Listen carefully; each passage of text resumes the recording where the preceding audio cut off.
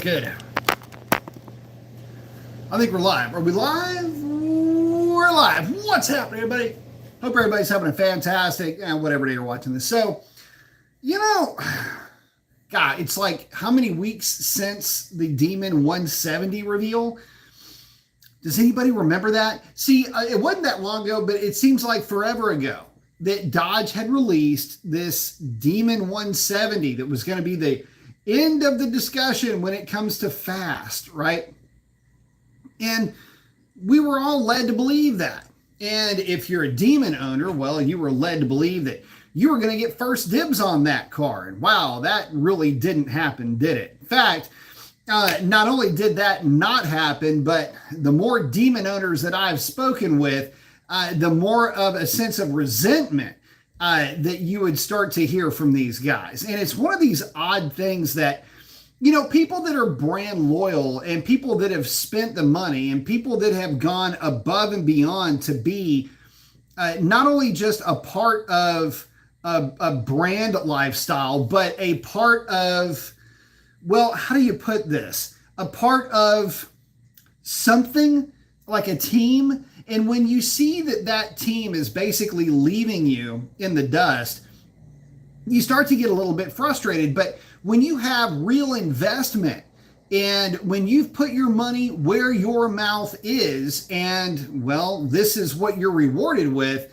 it makes it kind of difficult to, to stay brand loyal. And I think what's going on here is, well, at least from the folks that I've talked to, you've got a lot of guys that have and wanted to sacrifice again to get this Demon 170. So let me set this up for you.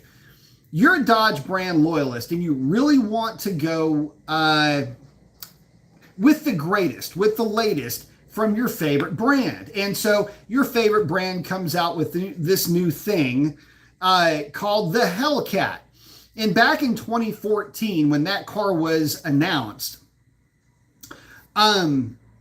it was going to be the end of the discussion. It was going to be the end of the line, right? I mean, 700 horsepower. And this was at a time where 700 horsepower was reserved for only the privileged few, super snake territory and the like. But no. This was real. This was an honest to goodness 10-second mass-produced car. The first of its kind, by the way, and the one that really did set the stage. And it took about, 4 years. And next thing you know, you have the Demon and or the Red Eye, depends on how you want to play this. But it took that long to upgrade to the Demon or to the Red Eye. And some would even argue that it really wasn't much of an upgrade. I mean, it is, but it's not. The Demon is definitely the Red Eye, debatable depending on how you have that car optioned, but a great car nonetheless. But add another 4 years to that, now you got the Demon 170. So you sacrificed a lot to get the Hellcat. You sacrificed even more to get the Demon or the Red Eye or the Super Stock or whichever one you want to go with. And then you've sacrificed or tried to sacrifice to get this Demon 170 only to be shut down. And you're one of the few that actually wants to be a part of the conversation. That's making a lot of people not want to be part of the conversation with Dodge anymore. This whole brotherhood. It's like with family like that, who needs enemies, right? Well, that's where a lot of these guys are thinking. And a lot of the Demon owners who really did sacrifice, these are many times people of modest means that scraped together everything that they could and were working way too many overtime shifts to afford this car, now are being told that they've got to come up with yet another $100,000 over sticker. A lot of folks are offloading Mopars right now. Unfortunately, that's the way that it's going. So anyway, let me check in with you guys real quick. White Knuckle is in. Good evening, man. Chuck's in. Doesn't have a show with the band. Nice. What's up, brother? Eric's saying, good evening, Professor B. What's up, Eric? Ryan is in. Jason is in. Damien's in. Gary saying, what I be? Chuck saying, thanks for the response to my email. Think I am going to go with the NT Tri-5s. They're good.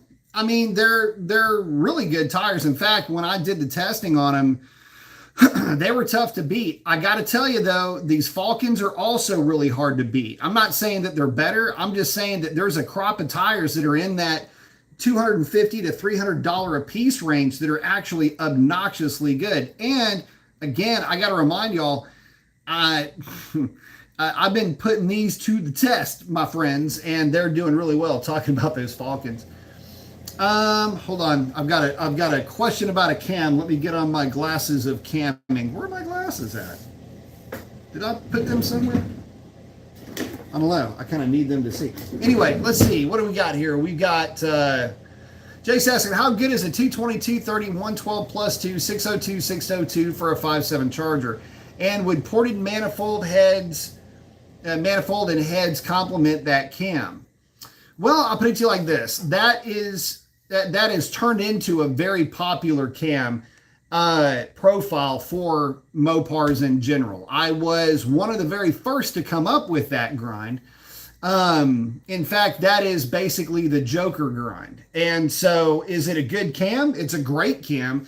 You would probably it'd be okay to get a ported manifold.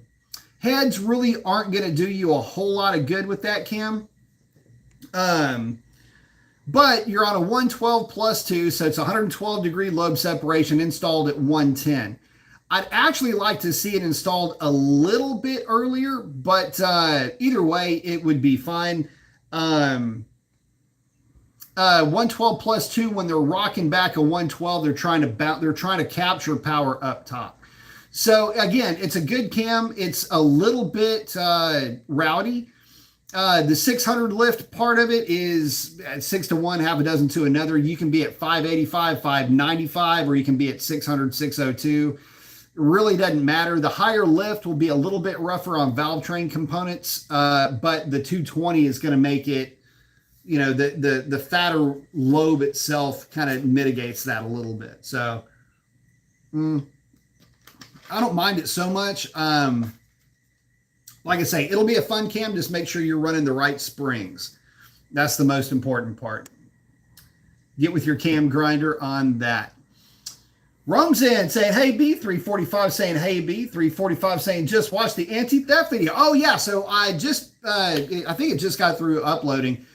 Going through the anti-theft tips and tricks for your Mopar. What works? What doesn't work? What's a good idea? What's a bad idea?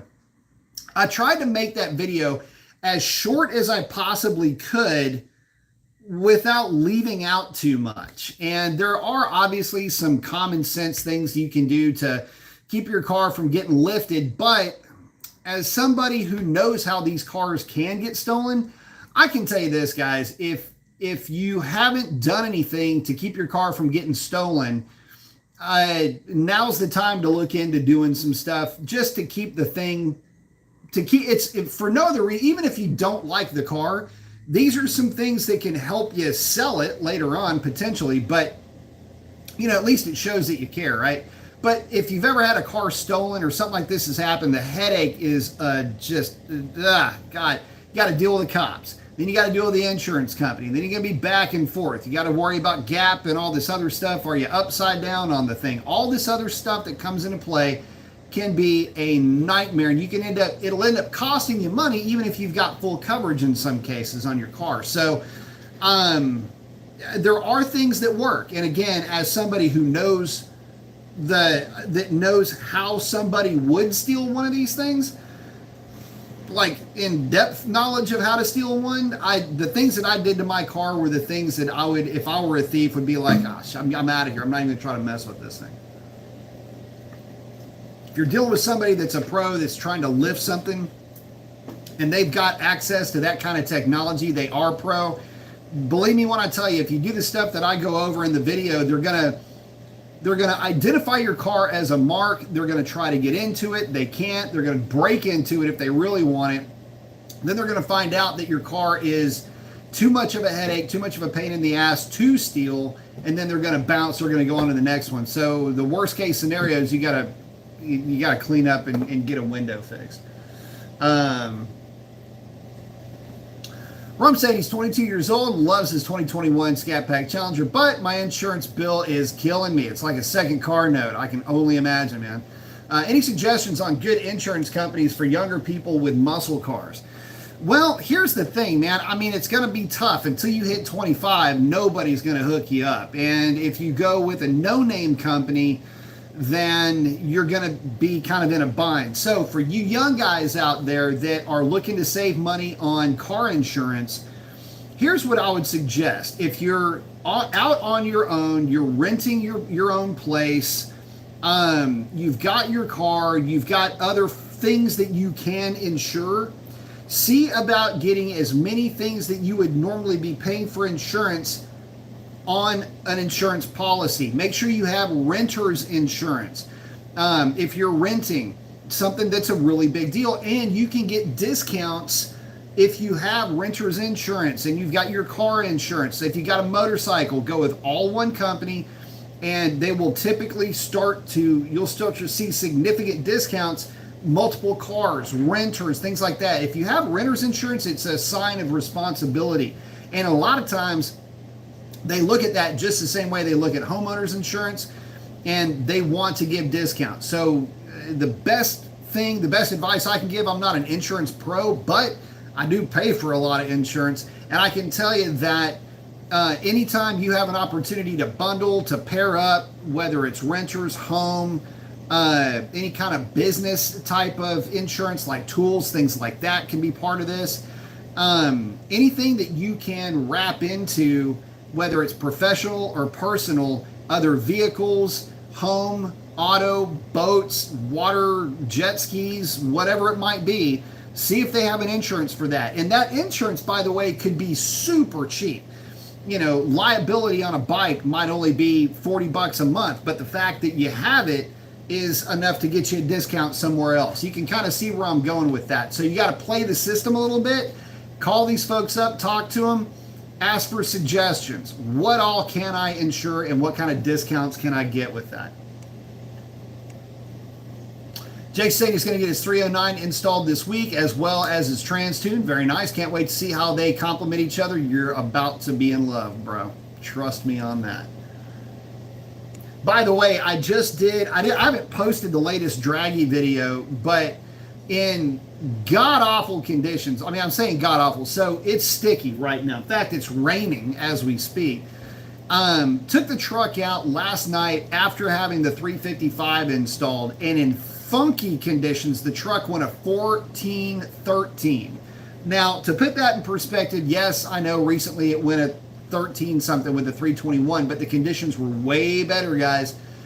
The truck with the 355 gears, if you haven't seen that video, it is better at everything with the 355s. I'm noticing better fuel economy numbers. I'm noticing marginally better acceleration. It's about a tenth quicker in the quarter mile, if that matters.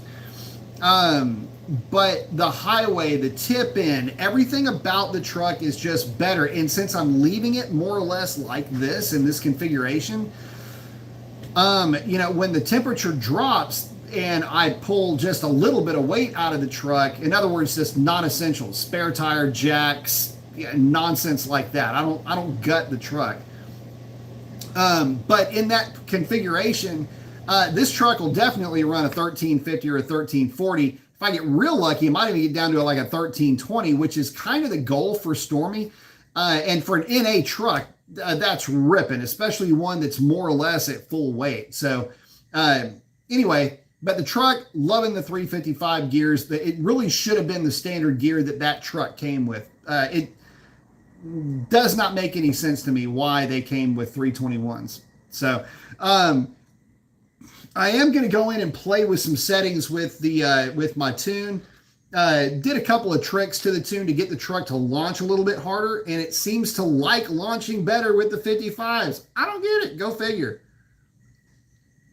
But anyway, I'm in the process of playing with that tune. In fact, when it went 1413, I'm still kind of just rolling into the throttle. You can't just watt the throttle. It'll light the tires up.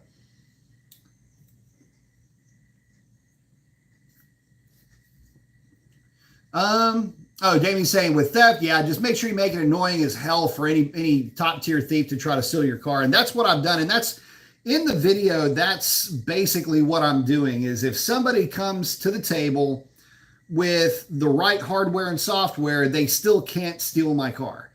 Not with the means that they showed up to the party with. Now, look, if somebody's got a forklift, a flatbed, some kind of a tow rig, dude, they can steal anything. It doesn't matter what it is.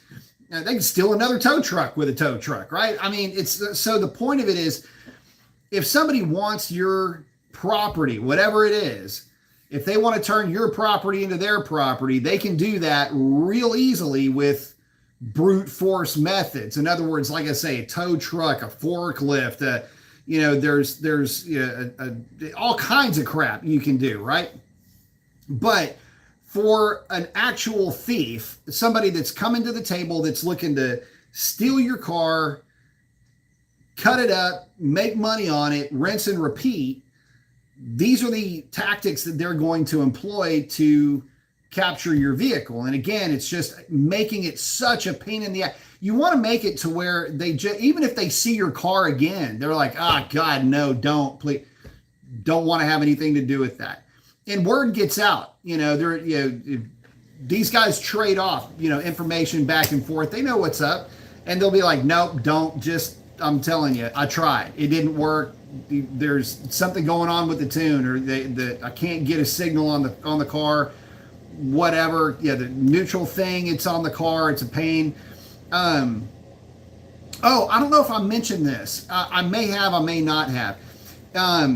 So I did mention Destroyer 1320's neutral safety switch blocker plate. If you choose to use the and you should, the tamper-proof style fasteners, the tamper-proof style hardwares, the screws, in other words. I don't know why I try to make that a fancy word. That's stupid. Anyway, if you're trying to use the tamper-proof screws, I want you guys to remember a couple of things coming into this. I'm not saying you have to be gingerly with them, but you can still tighten them down, but don't try to wrist them in. Wrist them in good, but just remember this. They're typically made of soft metal. It's not like it's a grade 8 bolt that's got a lot of tensile strength. And the reason why I'm telling you all this is they're designed to basically, depending on all of them will do this, depending, if you do not use the right adapter, if you don't use the right bit to tighten them down, or rather to loosen them up, they're designed to just basically fall apart. They're designed to, in the event of somebody trying to use a different bit to take them off, they are soft enough to where they just gall out immediately. And that's all they're designed. And so now if you ever needed to remove it, like a legit reason, you're in there with a drill bits, drilling the thing out, everything. I mean, it's not going to be a good thing. So just remember that if you're going to be using tamper-proof hardware, make sure that number one, you're installing it with the right bit. And number two, that if you ever have to remove it, make sure you're, again, using the right bit or you're going to strip it. And you can even still strip it if you use the right bit, if you've gone in and put like some kind of a thread locker or something like that on those fasteners. You can absolutely still strip one out. So kind of word to the wise there. If you're going to be employing those types of materials, just know what you're working with, because it can actually turn around and bite you. Sovereign Knight's got the cadence and I don't got my shades. Got the flex. I like it. Skids is in saying, good evening, B. Agreed, protect your property. A guy in our group had his B5 Demon stolen, talking about a major headache. It was so much worse for this guy than a typical Hellcat owner. Yeah, and here's the thing, man. I mean, again, something as simple, guys, look, something as simple as a Faraday pouch. This little thing, although it's not foolproof, and there's a video that I want to make that I can show you where I can still fire the car up with the key fob in the pouch. It's kind of a quirk. It's sort of like playing the system with your car a little bit. But yeah, I can still fire the car up with that thing in the pouch. You just have to be under a certain circumstance to do it. Anyway, for the most part, if you've got a pouch, that's number one right off the bat. Everybody that's trying to steal one quickly is got a repeater box. And all they're doing, honestly, guys, is they're going around and they're going, can I get in it? Can I get in it? Let me give you an example. A guy that I know had a Ford F-150 stolen right out in front of his hotel window. And what he had done is he just had his keys. Keys were sitting like on his in his bag or something right there. And this dude is walking around with this thing. And he's just, and all of a sudden you see the truck's lights blink. And it's all, this is on video. And about 30 seconds later, maybe 45 seconds later at the most, this dude walks up to the truck, gets in the truck, fires it up, gone. Peace out.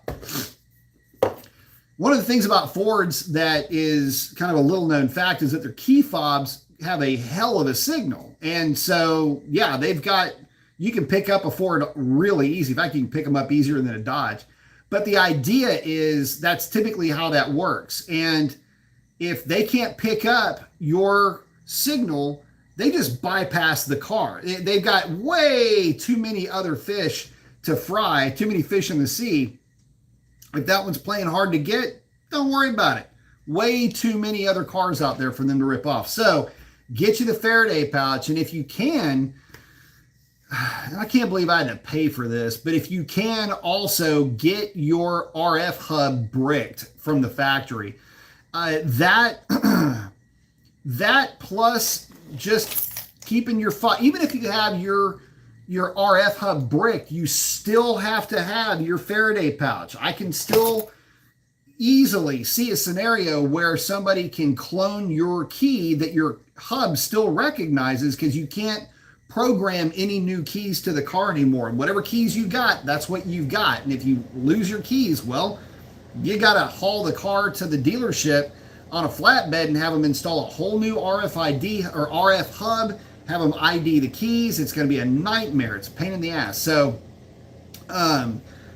there's that, but it'll keep them from being able to plug into the star connector and doing basically a brute force key program. You cannot do that with the way that the RF hub basically just bricks the RF hub. Doesn't allow that anymore. So no more keys. And again, you have to have specialized hardware and software to do that. And the guys that have that, it's a real quick process once you get in the car, but it usually involves, because that's somebody that doesn't have a repeater or there's a Faraday pouch involved. They break the window, get into the car, they get to the star connector, pin up. It's a kind of a lengthy process, a pain in the ass of a process, and it doesn't go very quickly, but it works, and you can get in the car and peace out. And if you don't know about that being a situation, then it can be a real headache. So anyway, but it sucks about that B5 Demon, man. X is in. What's up, man? David's saying there's too many insurance companies. Just make sure it fits your needs and work from there. I'll tell you this. This has been my experience, all right? I've had really good experience. Not that I don't want to start giving out names because these people don't pay me. Any of the big names are going to be good. That's the main thing.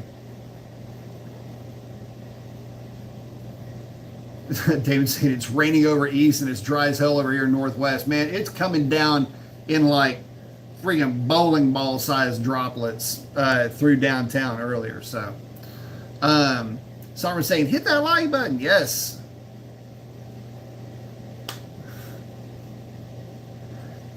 Skanking a flatbed toe, a 99-cent bullet's a good deterrent. Well, see, here's the problem. I've known guys that have gotten tied up in shootings, and a couple of them ended up in fatalities. And the back end of that is a real problem. And in one case, the thing that sucks about one of them, the first one that comes to mind actually, the thing that sucks is that, God, it was a kid. There's, I say kid, he's about 23 years old, which, I mean, you know, you're still super young at that point anyway. But yeah, yeah. Anyway, but I know what you're saying. Damien saying, what do you think of this, B? Pentastar 6 making 330-ish horsepower and 400 plus foot-pounds of torque in A. Pentastar 6 does not make 400 foot-pounds of torque naturally aspirated at all. It's more like 276. I was running some data on the car and have been consistently running these numbers. Horsepower looks right to me, but torque is crazy. It's not there. Don't worry about what the calculators say. In fact, the calculators are usually really wrong. In like they're doing Wallace calculators and stuff like that. It's inaccurate because the problem is that when those calculators were derived, there weren't 5, 6, 7, 8, 10 speed transmissions put in place. So that 10 speed transmission, let me give you an idea of how much the 8 speed transmission is worth. I think that if you put my car running a 1005 at 4,600 pounds, I'm sorry, 4,400 pounds, 4,440 technically is the number. 1005, any of the 10 anything, any of the 10 second, low 10 second hits, could be a 1015 at 134 miles an hour, 133 miles an hour, whatever you want to pick. If I remember correctly, it comes up as like 850 horsepower or something stupid like that. Now that is technically maybe accurate to the flywheel gross horsepower under a certain SAE standard. You have to remember, okay, so the Hellcat engine, the 707, it's 707 under SAE J1349 or 72, whatever it is. But gross horsepower ratings, it's about 805. It's kind of funny. It's like another 100 horsepower involved in that. So you have to remove, it's like almost like a suspension of disbelief, because you're used to hearing numbers in net power, and you've got to now try to translate that into gross horsepower, and then the ET times in mile per hour is being based on a transmission. You hear the thunder? That was a pretty good one. Transmissions with much fewer gears, but with very aggressive torque converters. There's a lot that goes into that. So anyway, John's asking if I buy any Hellcat variant, should I take off the stock rear tires and put a drag radial on, because I feel the stock tires will make you spin way too easily, and I just want to use the car to drive around. Not necessarily. If you're just kicking it, man, it ain't gonna matter. Get you a set of these Falcon Azenas, Nitto Tri-5 R2s, or rather Tri-5 G2, I should say. They're good tires, and any of the tires that have a tread wear rating between, say, 280 and 340, 350, that's going to be a good enough tire for you to just kind of kick it around. I don't run drag radials on my car anymore, and I've got 309 gears. It's got one of my tunes on the car. I don't have any problem with those tires. Even in cooler weather, I don't have an issue with it. So if you've got a stock car on 262 gears, where's the lightning hitting over here? Anyway, it's like zapping something right over there. I'm surprised the phone didn't vibrate. If you've got that kind of a setup, don't worry about it, man. Just get a good overall summer tire, and you'll be in real good shape. I need some refreshments. Hold, please.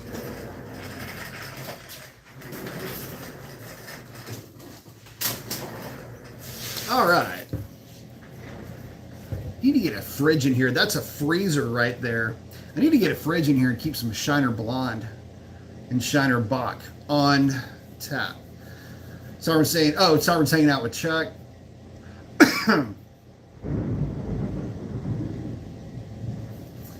John's asking if I think any Hellcat variant should be worth over $100,000. Do you think they are worth it for $100,000 or more? Man, that's a great question. My first answer to that is hell no, they're not worth that much money.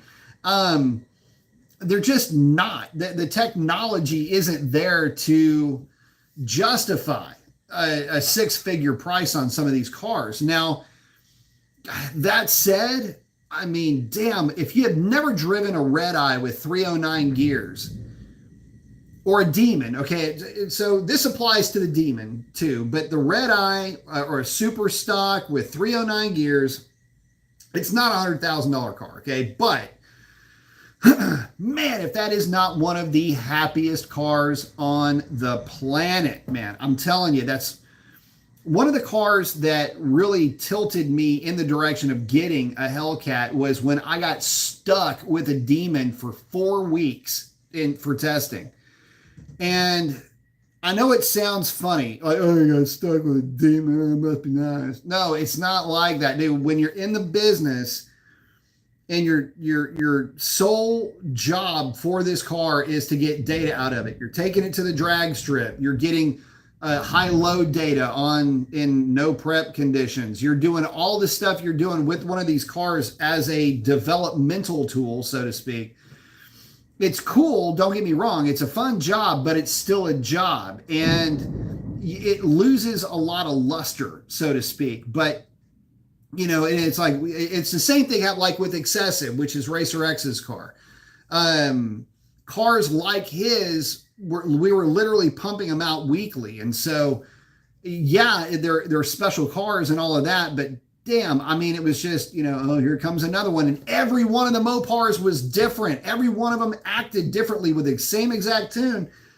It's not a rinse and repeat thing. It's close, but there are some subtleties when it comes to Mopars, and you just can't take that for granted. So every car was load tested.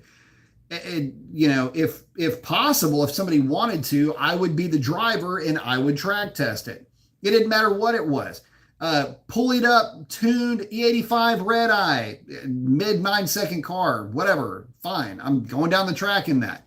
It could have been an NA, whatever it is. It doesn't matter. So anyway, to me, they're all basically the same, but it didn't matter all of that, because in stock form, those Hellcat variants that were then red-eye Hellcat variants, to me, were so much fun. And I could see somebody spending heavy-duty money on one of those, but I just don't think they're $100,000 in that. So I'm saying I use the pouch, but I can't get into my car or start it while it's in there. That's the whole idea behind it. Yeah, for sure. X is saying I started dealing cars for friends and made $350 for 2 cars today. Awesome. Congratulations, man.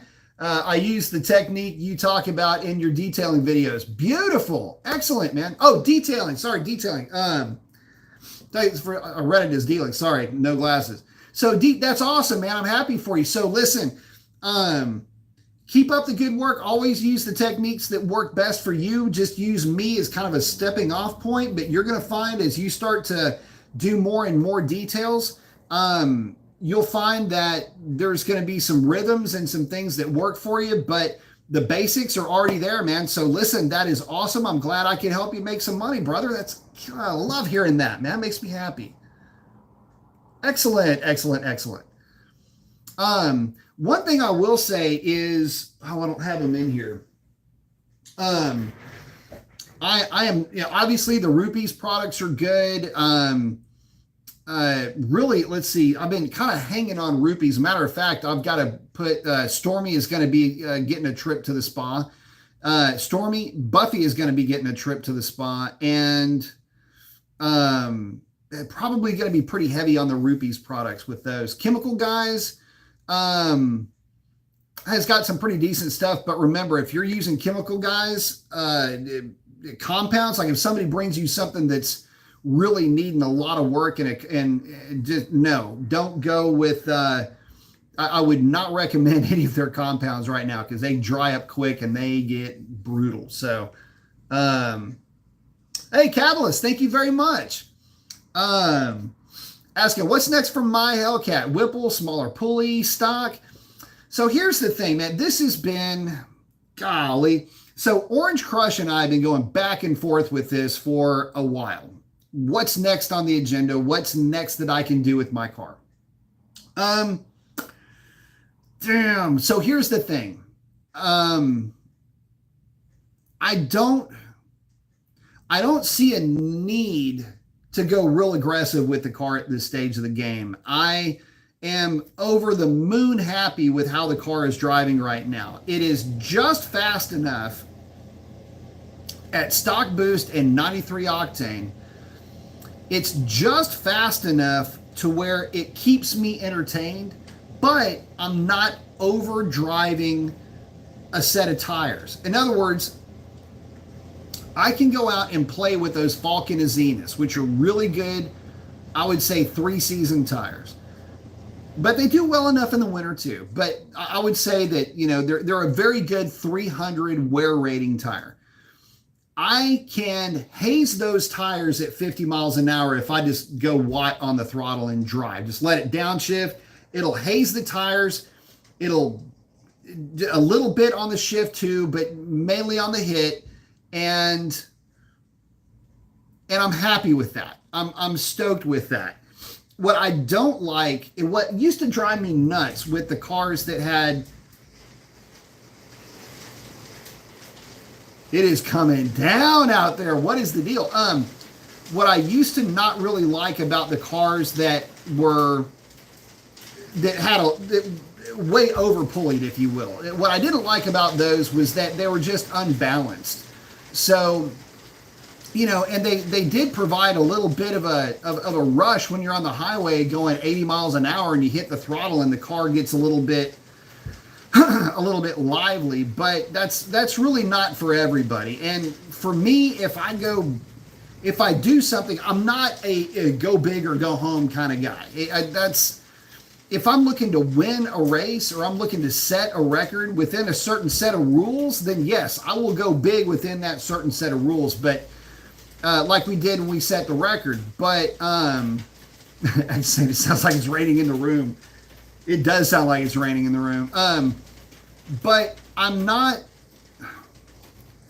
I don't see the need to really throw a bunch of power at the car because it does end up upsetting the balance a little bit. And I really like the way that the car runs with the tune that's on it, on 93, with a 309 gear.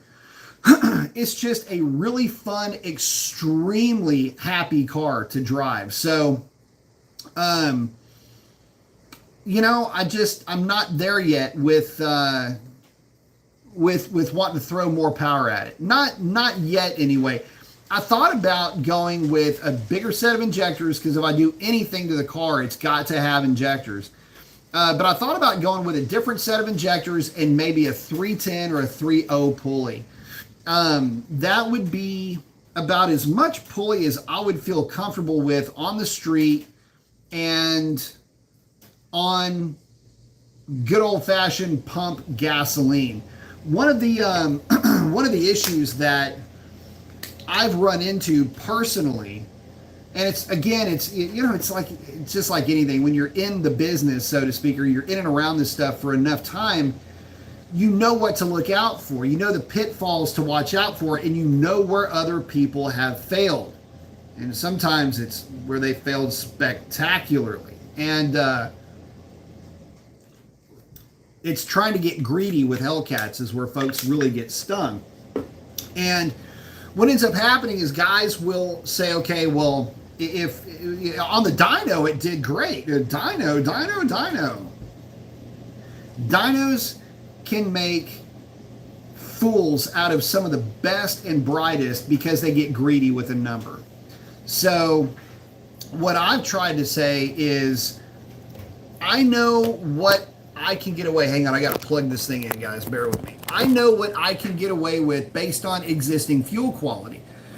And there's certain cylinder pressures that I know will work. And again, that 310, 3.0 pulley range allows you enough pulley and enough boost to have fun, but you're not worried so much about downstream heat. That's right before you get into like the 14 pounds of boost. This is like at about 12 to 13 pounds of boost. So just, a couple of pounds of boost over stock. You're not worried anymore so much about downstream temps or anything like that. You're not concerned with fuel quality too much at that point.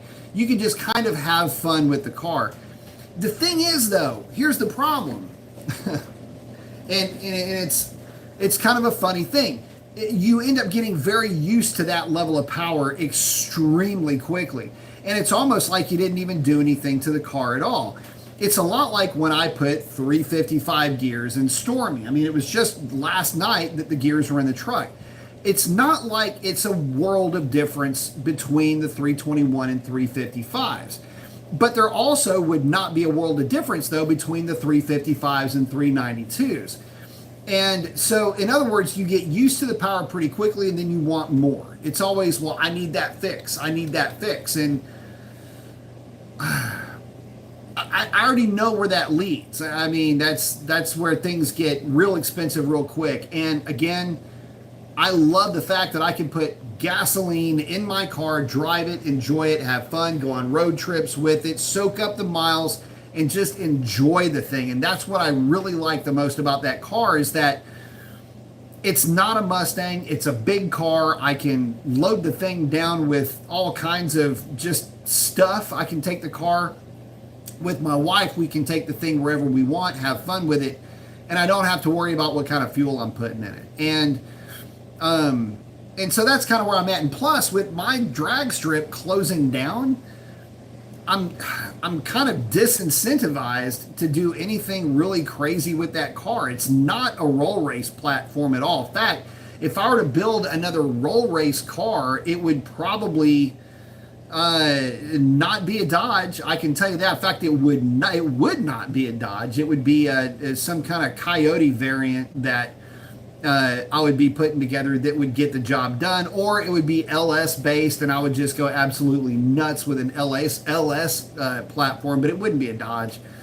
And like I say, it would probably be something either Corvette or Mustang related that would actually be fast from a roll. So the car just does so well the way it is. And again, it reminds me a lot of driving the Demon. It reminds me a lot of driving some of the red eye cars when they're stock, and they're just such happy cars. I don't see any real reason to try to mess up something that's already really good.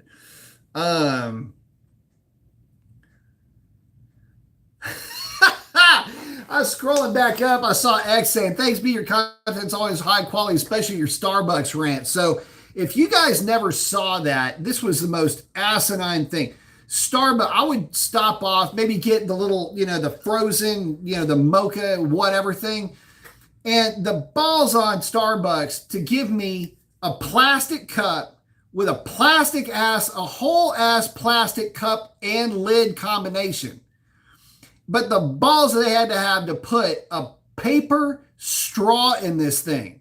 Like, do you not see the stupidity? Like, you could call it hypocrisy, but this is some dumb astedness right here. Rolling up, and I mean, this thing, I'm showing up with, it's the whole, but it's got but a paper straw.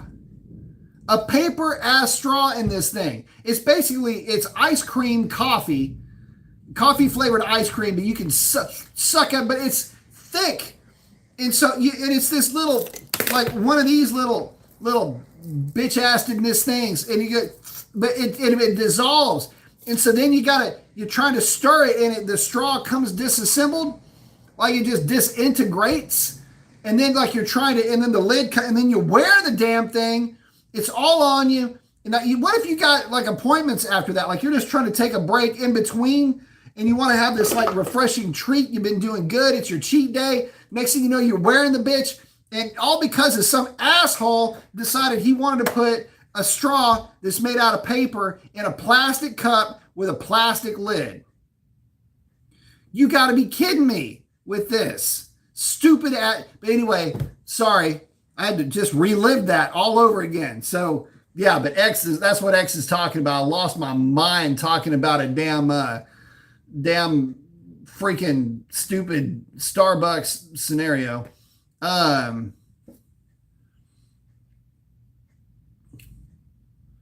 let's see. Let me get back up here. Hang on. Sorry. Oh, Sovereign's talking about. I'm just picking up stuff as I'm scrolling back up. Heard the new key fobs will have motion sensors, and the key fob isn't moving; it stops transmitting. Um, yeah, some of them do. That's great. I mean, that's another good thing to to employ, is to have something that the car's sending out a signal and it's just the fob responds. Hey, I exist. I'm here, and that's good if the key fob doesn't respond.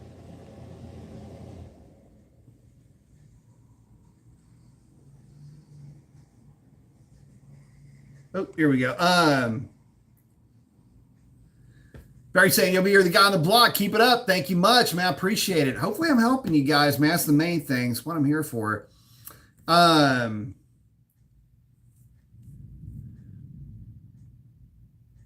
oh, Sovereign's asking, what about the perps they can get in your headlight? We don't have any. We don't have headlight controllers in our cars. We just have a ballast that helps turn on the lights themselves. Um, but no, that's not something. That's not a Mopar. At least not an LX platform thing. Doesn't work like that with our cars. But that's something else. What they're doing is they're gaining access to the ECU, basically through a CAN bus. They're getting access to the ECU through a CAN bus through a separate controller. So kind of a weird deal.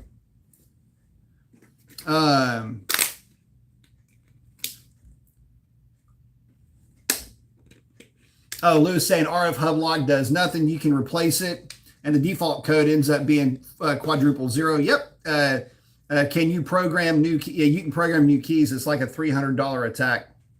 Yeah, I mean, like I said, nothing is foolproof. But that's if you're replacing an RF hub, you're doing that because you have possession of the car. And at that point, yeah, there's a lot of things you can do different. But again, it's replacing something as opposed to just a passive thing like a repeater or something like that.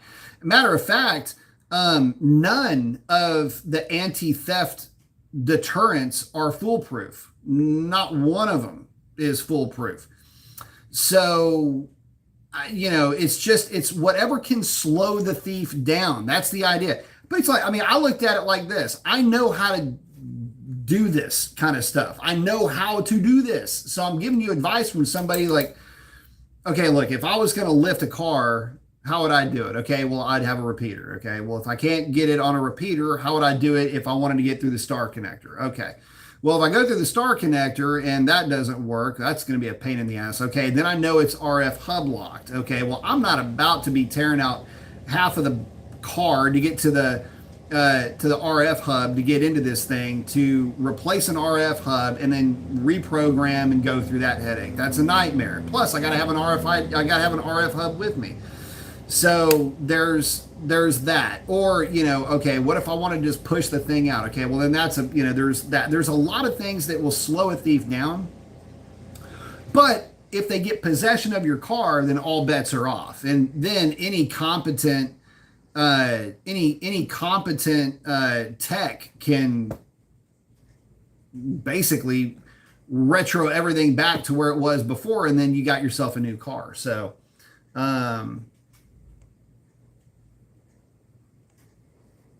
Lou said, I did it myself when the taser broke my car. Yep. I mean, like I say, there are ways to get in there and there's ways to do all of this. And again, by the way, I had a taser damn near brick mine too. So that was a real treat. But yep. Sovereign saying, hit the like button. Ryan's asking, if I was buying a brand new Scat when ordering options available, how would I option it for the lowest, for a lowest Whipple setup, like I have been picking your brain about? Oh, if I were to order a new one, I would just order a base model Scat. Alpine system. I don't know, maybe get a maybe some one of the interior upgrades. I mean, you don't have to go cloth seats, but get maybe get an upgraded seat package. That's about it. I'd get a lightweight. That's all you need, really. Oh, Sovereign had to get his replacement passenger mirror. Yeah, I would just take that to just take the mirror to a paint shop. They can knock it out.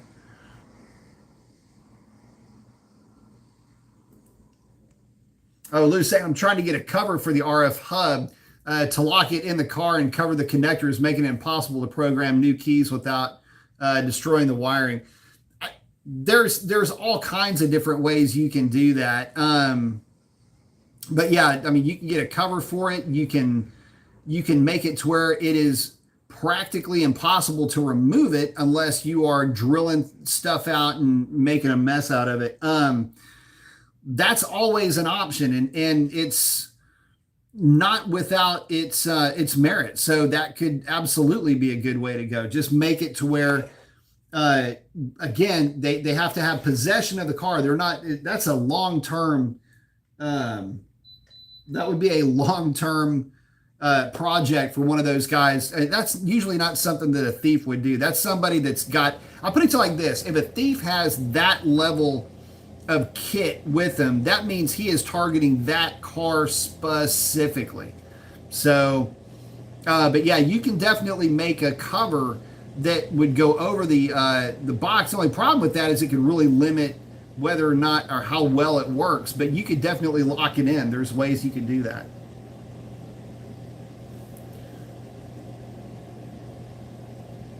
Oh, Chuck, yeah. Well, I mean, no, obviously, yeah. You don't want to go cowboy on anything, on anybody. You will be the one in jail. Yeah, no, it is true. You're saying that's when the thunder hit. Yeah. Someone saying mini frigid. Oh, David's saying, right, that's what I thought. Oh, I guess he's talking about one of the, oh, Chuck's got his NT Tri-5s are coming. Very good. David's saying, right what I thought, using a very good OBD2 reader. I'm not technically, and I mean, I'm just not boosted, but I also don't want to have that many aftermarket parts on the car. Dyno testing next. Very cool. Jebediah is in, saying, what's up, y'all? X saying auto incorrect. God, I have the worst luck with autocorrect and voice to text.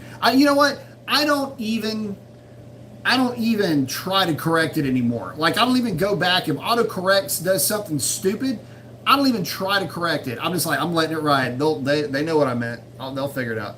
Context clues. Car saying, I have the Nitto Tri-5 G2s coming for the cat. Good tires. I have a set of brass monkeys, and now I have a black set of rims too. 100,000, no way for any cat. True that. It's hard to justify. I mean, listen, there's a lot of people that have a lot of money and they have no problem separating from it. I just don't see it being really worth it for me anyway. John's asking if I'm disappointed that the Camaro ZL1 stayed at 650 horsepower and not raised to at least 700. Honestly, I'm surprised they didn't put the Maggie on that car. Why they keep running with that 1.9 liter supercharger is beyond me. That thing generates so much heat, and that engine is so good with a Maggie on it. So anyway, it would have been cool to see something different. X is saying chemical guys have some good stuff. Their car wash is great and it smells good. No, their car washes are really good.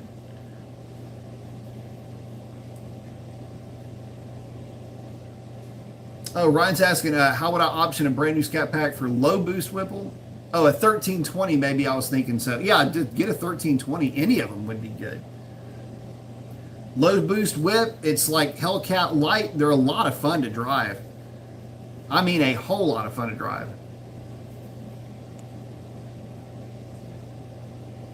Oh, Chuck's talking. Yeah, the conversion to shaker is incredibly expensive. That's when it was raining, catching up with you guys. It would look badass, a blacked out hood and shaker with my Hellraisin. Yeah, it would. Hellraisin's such a pretty color on those cars, too.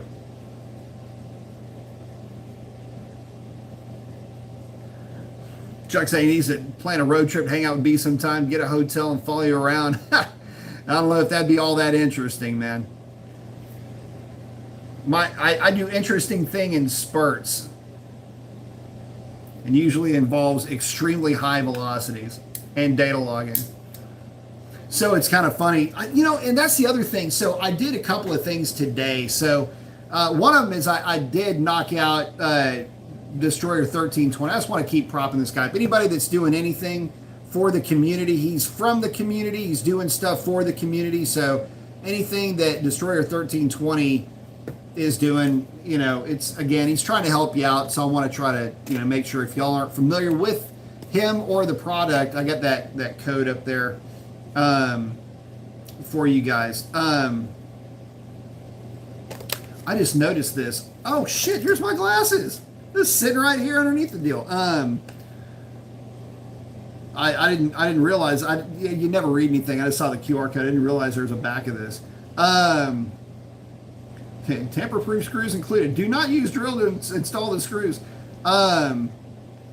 It's funny. We suggest using a plastic trim removal tool for insulation to avoid scratch. So I basically just snap, pull everything apart. But yeah, so I did the block off plate, or the neutral safety strap plate from Destroyer 1320, and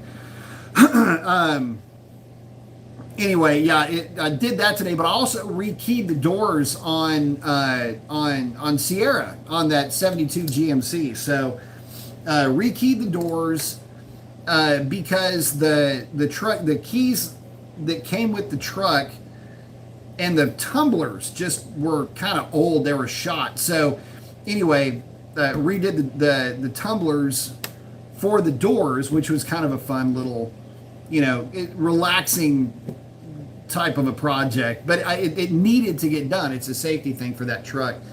So yesterday was re-gear Stormy. Today was the Destroyer 1320 plate and rekeying the doors on Sierra. And then at some point, I have got to get Sierra re-geared. It's got like 430 or 456 gears in it, and it is just wailing going down the highway, even at like 60 miles an hour. It's like 3,000 RPM, which some of the old school guys are going, oh, that's nothing. And it's, dude, no, you understand, that truck has no legs. It runs out of breath at 3,500 or 4,000 RPM. So anyway, that thing needs to get re-geared. But anyway, getting back to it, let's see.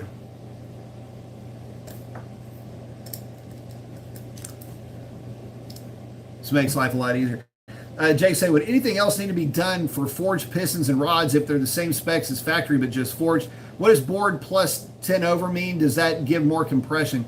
Actually, technically, yes, it does. But a 10 over is just a cleanup bore. MMX sells a set of Molnar drop-in pistons, which are the factory 409 bore.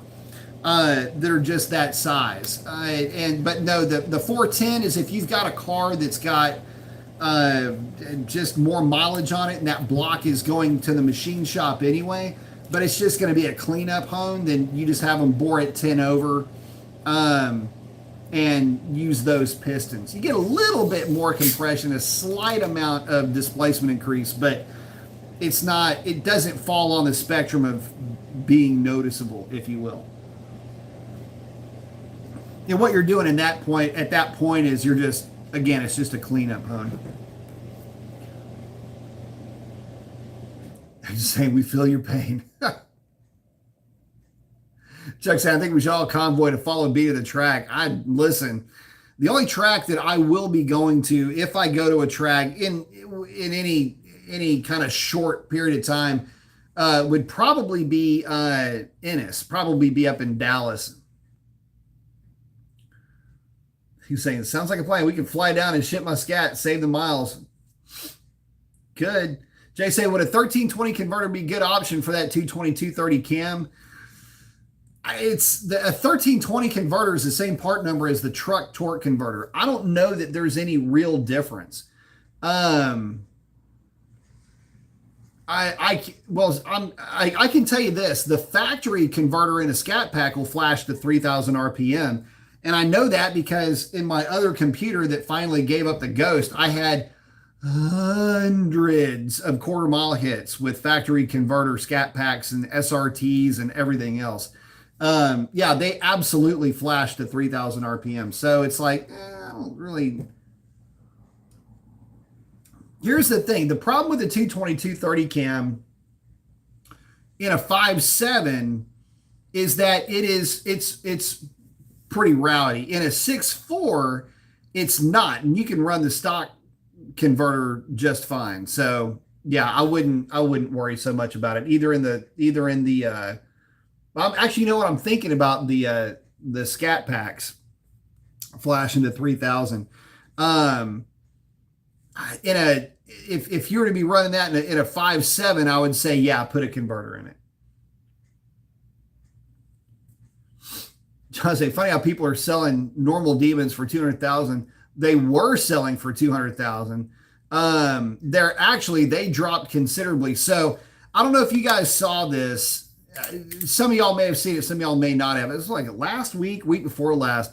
It was at one of the Meekums. In fact, Meekum's in Houston right now.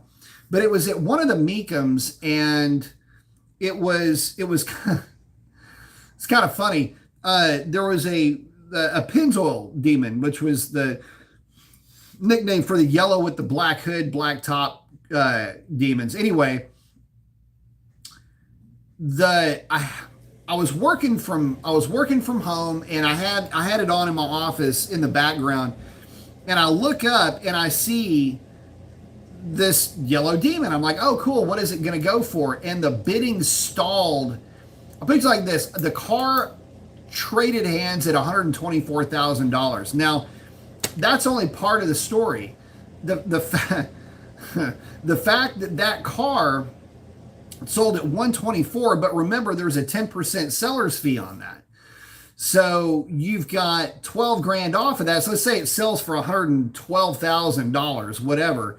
I promise you that dude paid probably 130 grand for that car, because there for a long time, regular demons, that was the number that they sold for. All of them were trading for 130 down here.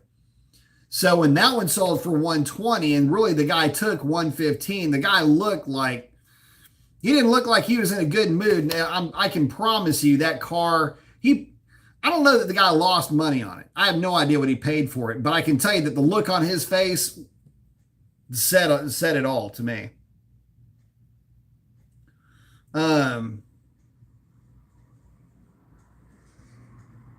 Sovereign paint shops, what, 3 to 5 bills to paint the mirror?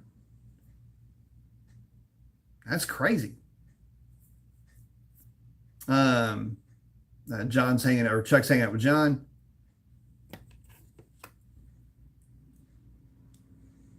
What do I say? Cop show, Sting shows thieves driving off only to have car disabled remotely so arrest can be made. You remember they had Bait Car? There was a show that was tied to something like that called Bait Car. It's from it's olden times though. Google it. You might get a laugh out of that. Cal's asking, at what horsepower level do you start thinking about upgrading the axles? If it's a stock car going to the track regularly, and I'm talking about drag strip stuff here now, not street. If you're on the street, don't worry about it. If you're on the street and you're on street tires, I should say, don't worry about it. For the NA guys, if you're really starting to turn the wick up on those cars, I would say somewhere around 550-ish wheel. Start thinking about it. For the Hellcat guys, if you are taking the car to the track regularly, I would say I'd start worrying about it at around probably around the 700 horsepower range to the rear wheels. Somewhere in that range is a good idea to start swapping out axles. Sinister's asking, good evening. If you had no knowledge of how to tune a car, would you have the direct connection pulley upgrade done to your car? Absolutely, I would. Yes. But with a catch.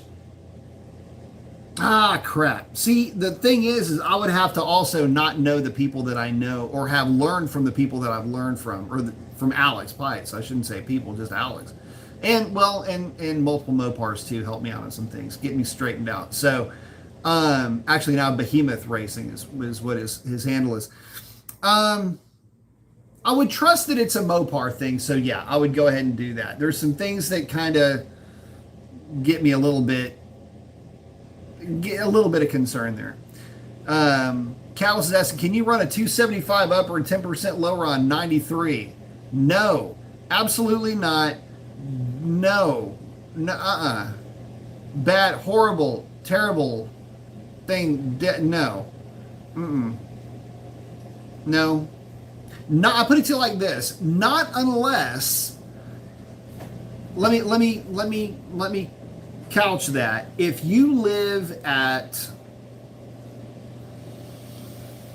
in the Himalayas, if you are in the Andes,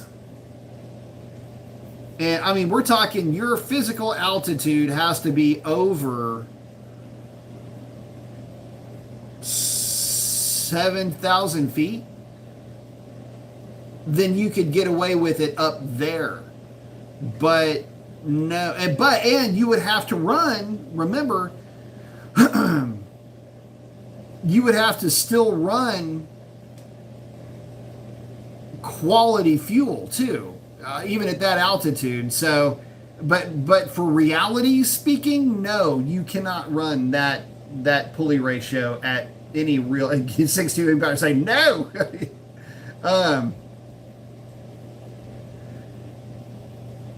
Chaotic's asking, what are your thoughts on diesel trucks being illegal to delete all the emissions junk? I think there are better ways to capture emissions in diesels. There's so much emissions equipment that the diesels, I think that there's a certain level of efficiency in that that I think could be recaptured by other means. Diesel is kind of a weird one for me because there's just so many. I think I don't know that it's based in reality. What the things do that they're doing to the diesel, does it help it? I mean, I don't know. I've heard of a lot of issues with those systems. So it's almost like it's beta testing emissions equipment. And I just don't know that it works as well in diesels as people would like to hope or think that it does. 62's asking hello, Dr. Mason, is bricking RF hub the dealer security feature? That's one of them, yes. They had one that was very similar to what I did in my tune, where I render it basically undrivable in valet mode. Like literally the best you can hope for with my car in valet mode is that you can idle it from one part of the driveway to the next. And if there's any slope or any incline, there's not enough power there to get up it. So, so getting it into a trailer would be it'd be difficult. I'll put it to you that way. So, they had issues though with the, and I can't remember what exactly the issues were, but they were having issues with the valet deal. I don't know about that, but that was one of the other security features. But yeah, bricking the RF hub definitely helps. 62 Hemi saying, I'm getting very nervous with all the thefts. I have several kill switches. Good deal. Anything you do that slows somebody down is gonna help. Oh, Sovereign's got Destroyer 1320's video up there. Check that out. It'll help you see how to install that thing. Carzilla's asking, if I could get a demon, what color options would I get? I would get, so if you're talking about a 170, well, really this would go for, if you're talking about a 170, I would be looking at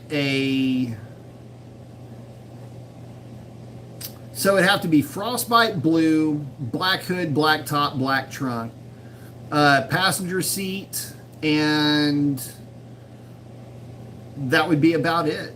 It'd be a rear seat delete car. And that would be it. That would be my car.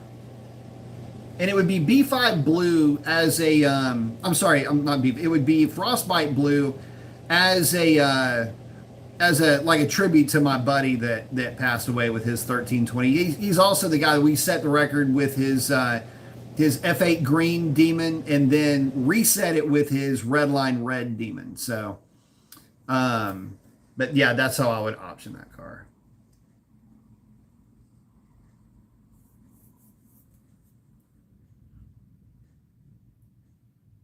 Oh, Chuck said, oh, he posted some footage from recent shows on his Facebook. We'll definitely have to check that out, brother. Gotta see it.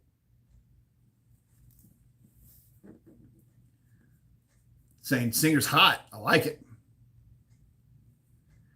Oh, there's a Demon with 25,000 miles on it that dropped to 125K. I'd be surprised if that car commanded 100 grand by the end of this year. Some are saying Demon 170 made him drop by a lot. Yeah, it did.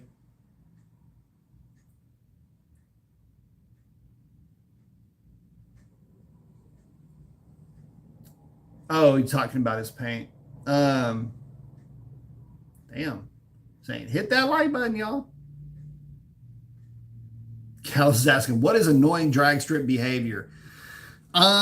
One of the most annoying things at the drag strip is when some clown rolls up on you wanting to race.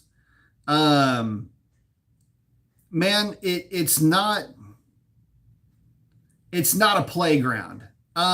It really isn't. It's a if you roll up on somebody wanting to race, if you like, just don't do that. A lot of times dudes are there, especially if they're rolling solo, they're there just to have a good time. They're there to just usually disconnect from the world. And usually somebody doing that, a lot of times it's somebody trying to clown you or get clout or something like that. The other thing is sometimes guys can get belligerent. What's funny is I had a dude, oh my God, this was 2 years ago. Was it 2 years ago? 2 years ago. I have never had somebody talk shit to me tell them to go fuck themselves, and then collects a friend figures out he just really made a huge mistake, and have him talking shit, running, basically walking backwards.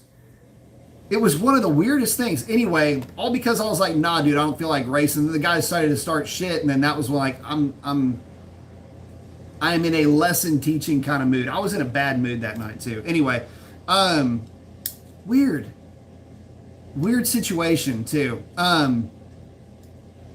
Anyway, ended up confronting his friends later, and they were embarrassed by his actions, and they ended up leaving with him in tow, and I never saw the dude ever again. So I saw their friends though, never saw that dude. It's kind of interesting. Wasn't even his car he was trying to start shit about too, which is weird. But that's one of the things. People acting like idiots in the pits. That's another thing. Just remember, I mean, people forget that they are in cars, and cars are made out of steel and rubber and glass and things that can kill a people, so just not having, I don't want to say a level of professionalism, but there's a certain level of self-awareness that you have to have when you're in that environment, that if you don't have it, it's really annoying. Another thing, but things that I do like, if I see somebody that's new and they're asking questions, especially for somebody that, because when Houston Raceway Park was around, it's just so weird to say that, but there were nights where myself and some of the guys that I would roll with, we were conducting traffic in the lanes. I mean, that's how things ended up going at that track. And so anyway, we were basically unpaid volunteers. And so anytime somebody was new, we would help them. And anytime somebody's asking questions, how do I do this? How do I go about that? I've staged guys before. I've done all kinds of stuff for folks at the drag strip to help them out. So asking questions, being a part of trying to learn, always a good thing. Being a prick, trying to show off, trying to do something stupid, that's sure. Back in the day, that would get you punted off of the property. And that's the thing. I mean, I was brought up, it was a different time. It's not like that, okay? It's just common sense type stuff. It's just that, you know, some of the people that would like literally have the cops over there to escort you off the property just, you know, aren't around anymore. And so some of that nonsense was allowed to carry forward. But yeah, there was a point in time where, yeah, you would absolutely get law enforcement officer escort you off of the premise if you're doing something stupid. So, and if you had to go handle business with somebody, there was a place to do that too. It was right there at the tree. So just saying, every track has its own culture. I'll just put it to you that way. God, man. And you know what? Another thing. So there was a point in time, man, there was this lady that would go to Houston Raceway Park. And you know what annoys me at the track? When she quit coming to the track, this lady would roll up with 2 igloo coolers full of tacos and tamales. And man, I would have a $10 bill waiting on her every single time I saw her. I literally, my mouth is watering. I can't believe my mouth is watering just thinking about it. I would have a $10 bill in my glove compartment with her name on it whenever I saw her. And it was, you could get 4 tacos, or it was 4 tacos or 8 tamales for $10. And it was just so damn good, you know? And it was, oh my God. Anyway, that's something that's annoying. She quit going to the track a long time ago. Anyway. But yeah, she would show up. She had an expedition that she would roll up in. Either what was it? It was an expedition or some other sedan looking thing. But I remember her expedition. 2 igloo coolers full. Her and her husband. They saw me coming a mile away.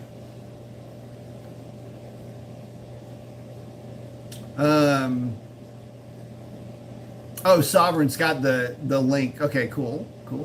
Carzilla saying great chat. Yep. Chuck said I had a Camaro SS driver talking crap, so I let him have my 392 tail lights. Very nice. Lost for the Solomero.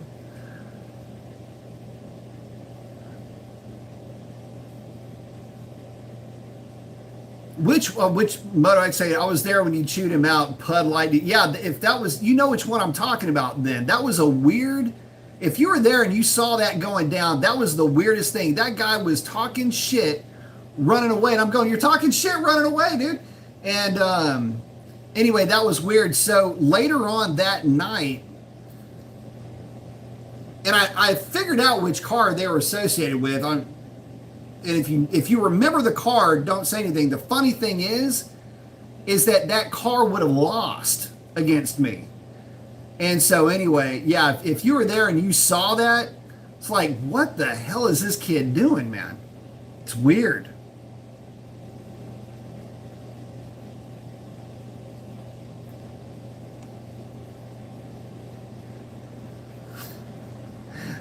So I'm saying mellow beer chill, yes.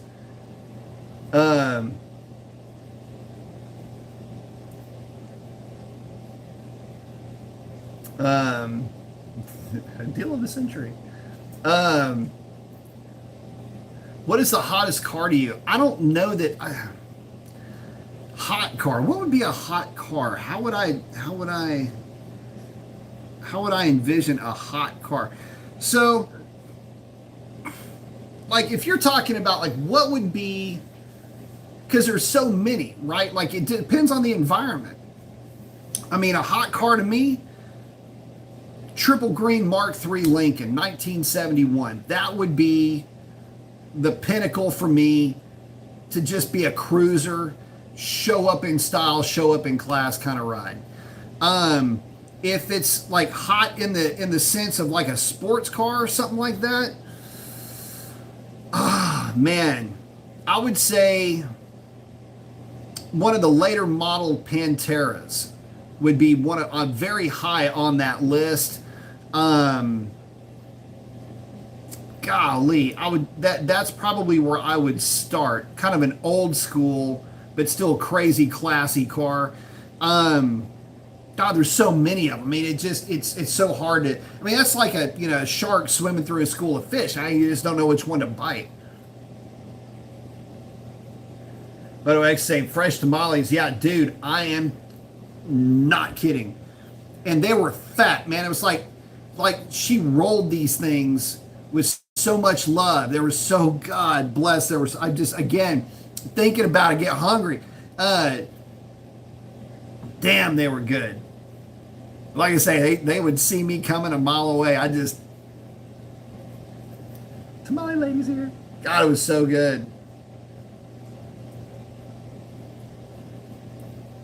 And what limited Spanish that, and what I could actually kind of speak Spanish at one point, but what limited Spanish I had, I would try to speak to her and she'd correct me and tell me, at least I'm trying, and she was such a sweetheart.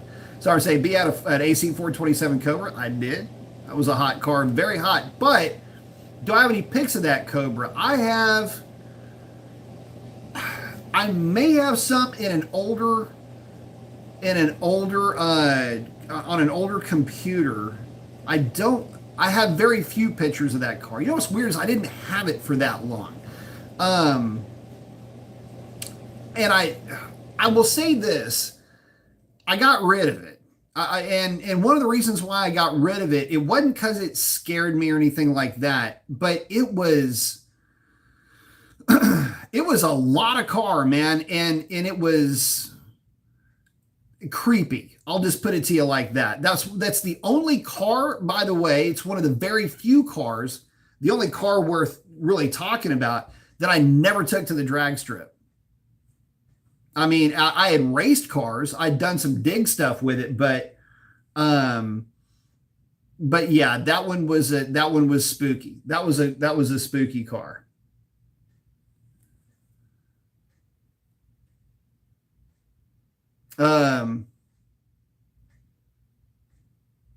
Oh, Moto X talking about. Sorry, confused. Online run. Oh, that one of the morons from a couple of years back. Oh, that dude. So there was another guy who got like I don't know if so. Being on this side of the camera, guys, I've been doing this long enough to where I don't really the folks that were really just kind of trolly or kind of out. They're not really. Besides, moderators handle a lot of that, but I had done. I forget what the video was, but I had one of the more memorable. It was guys. I don't know if he was a troll. Either guy had to be older, and that's the thing. I mean, I was trying to be cool with the guy up to a point, but the guy was just so stupid, and he was so persistent. And I was like, I'm just going to see how far I can carry this. And so it was such a weird thing. Anyway, long story short, I was like, dude, you're done, and wrapped it up. But it was one of those situations where I truly started to feel sorry for the guy because I was watching. It was one of these old school guys. Okay, it was like, well, you never mess with the Dart 330, the race him, but he didn't. It was one of these guys that you could tell only knew what he had read, had never actually experienced any of this stuff in real life. And the problem is that you don't have to legend bait these cars. They were all really good and they were all really special in their time and they helped to create a legacy. But the thing about it is that things improve over time. They just do, right? And so anyway, if that's the one you're talking about, that poor guy, dude,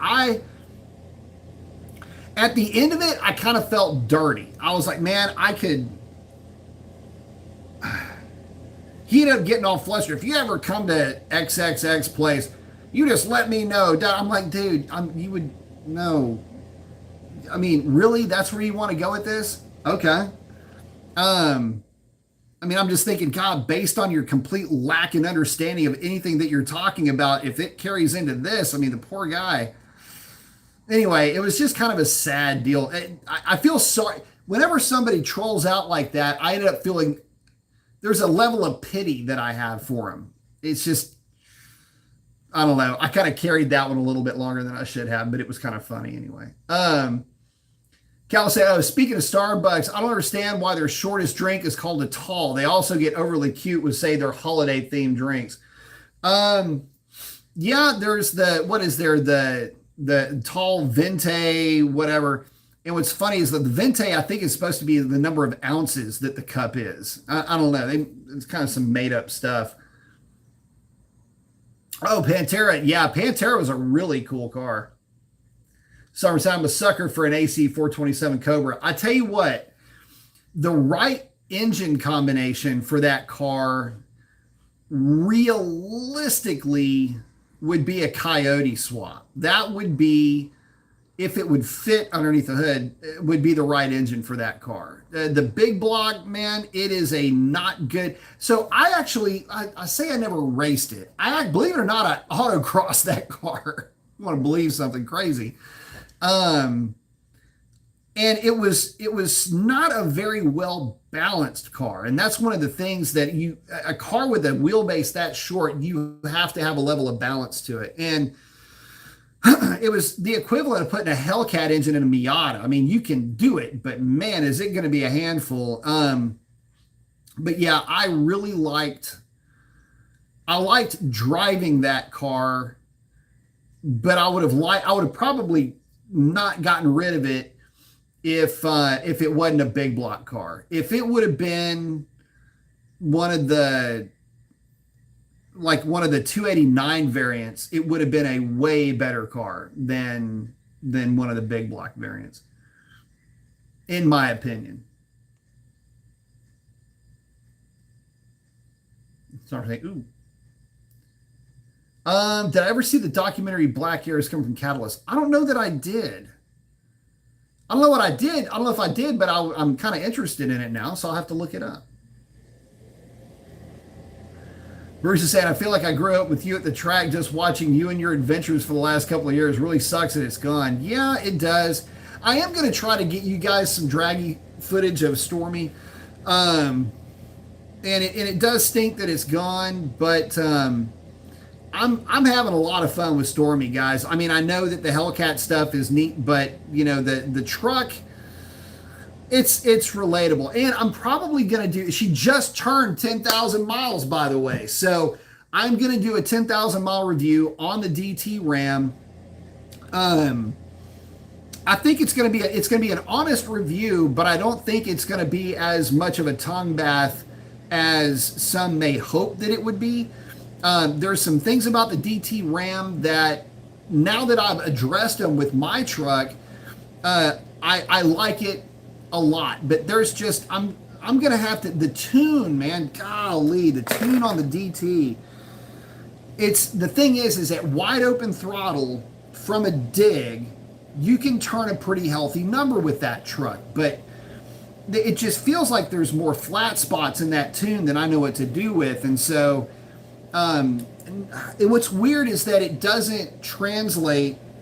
I'm even at this point, like normally I wouldn't even dig into this, but I'm gonna start looking at cam timing and all of that and seeing if there's some things I can do in there to try to wake it up, make sure there's not something emissions related. But the data doesn't show that. The data shows that, you know, at wide open throttle, it's doing everything it can to make power. So,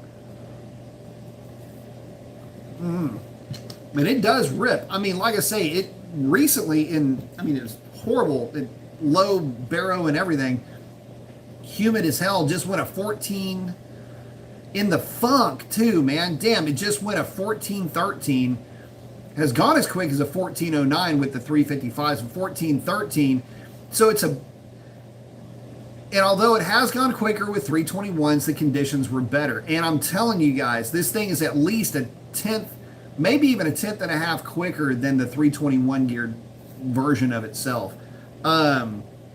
So like I said, I'd like to once it cools off, see if I can get some 1350, 1340s out of it. But in the heat, this thing is going to be consistently running low 14s, which is really good. It's a good running truck. Chuck is out. Have a great night, brother. Later, Chuck. So I was asking, do I miss the Cobra? Rarely do I miss it. There are times where it would be fun to drive it, but I would want to give it back. I would, if the car had less power and was just a higher RPM small block, like say for example a 289 with AFR one like small chamber AFR 185 Renegade style heads from back in the day with a single plane intake and a cam that was like a 226 232 with like an intake center line of 110. Actually, I'd probably go 228 236 on about 106 degree lobe separation angle and have it rock back at about 110. 750 Holly be all you need. Headers and the like. That combination would be the combination you would want to drive. That's one where the engine would rev to about 74, 7,800 RPM, if not more. Even with the super tight LSA, it would still rip that high.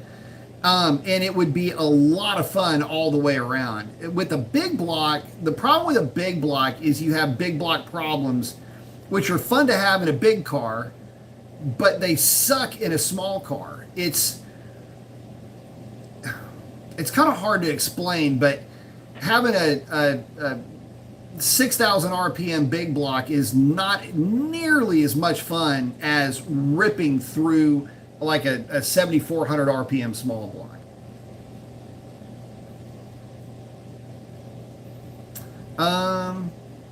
Oh, Jay said, recommend changing out anything helps while changing the cam. Go with a Hellcat oil pump, which will help. I can't remember. There's a Melling part number that I cannot remember the dadgum name, but yeah, go with the Hellcat oil pump. Nothing else though. Water pump's good. Everything else, everything FEAD, front engine accessory drive is what that means. Everything else up there is good. Obviously, if you can, I mean, you got the whole thing torn apart. I would say, make sure you got the right springs. Put a set of Stanky tie bars and collars on it if you're going to be really wailing on it a lot. Just make sure you space your collar at 5 thousandths. But what else? What would you? Let me think about this for just a second. I mean, springs, push rods. Make sure that you're, doing everything by the book. But I mean, yeah, as long as you're by the book with it, you'll be fine.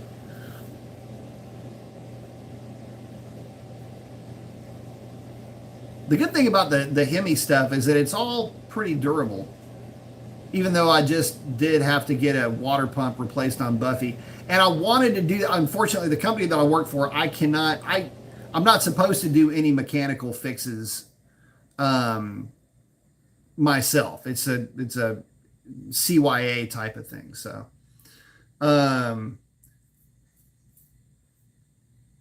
Sovereign saying loves the chats. I missed the last one due to computer. I can understand that.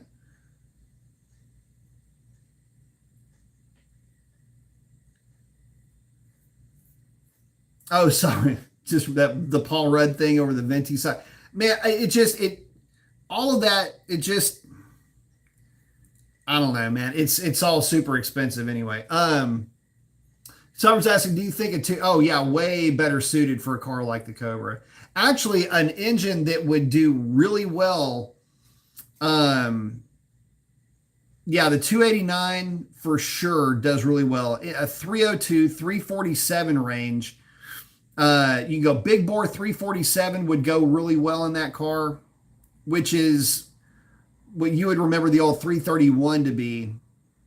The 363 is just a big bore 347 in essence. Yeah, those would be good. Obviously, anything that looks like an LS would fit even better in one of those things because it's lighter with aluminum block. Um, any of those types of engines would work fine. And it really wouldn't be blasphemy to put a Chevrolet engine in a Cobra because that's actually what Shelby wanted to put in one to begin with anyway. And GM just didn't play ball with him. So his second choice was Ford, not his first. His first choice was actually Chevrolet. So yeah, I mean, putting an LS in a Cobra would just be kind of what the guy would have wanted anyway. So it's, oh, you answered it. Yes, in that movie role models. We said I sold my 18 Demon for 3 times what I paid for it, but I bought a new 2023 Hellcat Red Eye jailbreak. Was I wrong for selling it? But I seem to have more fun in the Red Eye. If you're having more fun in the Red Eye and you sold the Demon and made money, then you kind of know what the answer to that is. See, Sovereign's asking about the Durango. Are they pretty good, somewhat reliable? They're reliable as long as you're changing oil in them. That's the main thing.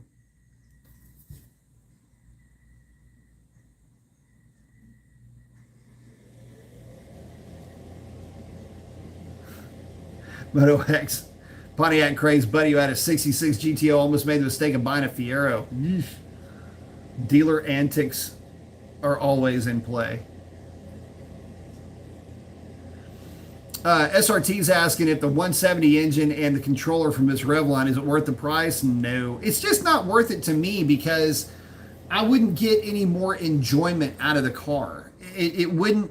Faster isn't better. I love the fact that the car is so well balanced now and I can play with the car and I don't have to worry about it in terms of fuel quality and any other issues, any other goofy stuff like that. I can just treat it like an automobile and have fun in it. And that's really where that car shines. It's just a really fun car to drive. It's a great car to drive on trips.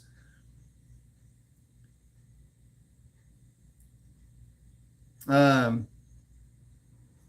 X, I used to put mothballs in it to boost octane. Yeah, it's got nephthalene or whatever it is in it they used to use to bump up compression. Kurt saying, need to advance cam 2 degrees. For which application? It's an old letter cam deal from Ford, was always advancing at 2 degrees. Oh, Moto X, send you the video, the guy that dropped a 440 and 68 VW bug. Nice. So we're saying it's right. Shelby did go to Chevrolet first. Chevy missed out. Yeah, they did. Well, with that, guys, hey, listen, I just noticed we're going already over an hour and a half. I got to go ahead and wrap this up because I got to get up early tomorrow. But guys, I want to thank each and every one of y'all for hanging out with me. Would not do this without you. Love each and every one of you. Listen, get out there and do something cool for somebody, guys. Chances are they need it way more than you know. But with that, I got to wrap it up. Y'all have a great one. We will catch y'all on the next one. That's a wrap. Adios.